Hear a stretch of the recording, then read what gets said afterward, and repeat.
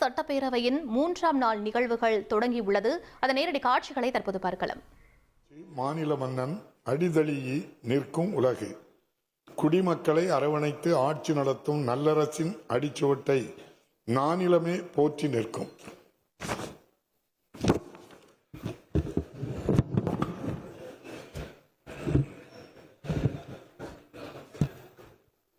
வினாக்கள் விடைகள்.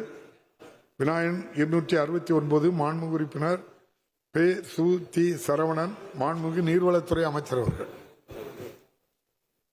பேரவைத் தலைவர்களே, திருவண்ணாமலை மாவட்டம் செங்கம் வட்டத்தில் உள்ள உப்புரத்து நீர்த்தேக்கத்தின் கொள்ளளவானது ஏற்கனவே நிர்ணயிக்கப்பட்டு கட்டப்பட்டுள்ளதால் புதிய ஏரிகளை இணைக்க இயலாது.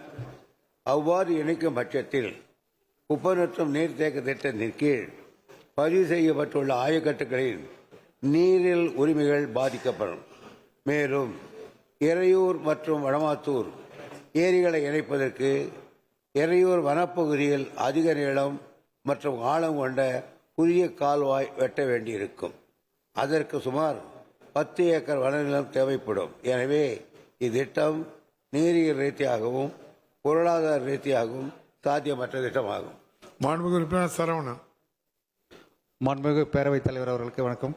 மாண்புமிகு அமைச்சர் அவர்கள் கூறிய பதிலுக்கு நன்றி தெரிவித்து, இந்த ஏரிகளை இரண்டும் இணைத்தால் கிட்டத்தட்ட எங்கள் பகுதியில் இருக்கும் விவசாயிக நிலம் சுமார் 1000 ஏக்கர் பயன்படும். வாசுதேவன்பட்டு, எறையூர் பெரிய ஏரி, எறையூர் சித்தேரி, அல்லியந்தல் ஏரி, வடமாத்தூர் ஏரி, நத்தவாடி ஏரி போன்ற ஏரிகள் இதில் இணைக்கப்பட்டால் சுமார் 1000 ஏக்கர் பாசனம் பயிர் பெறும்.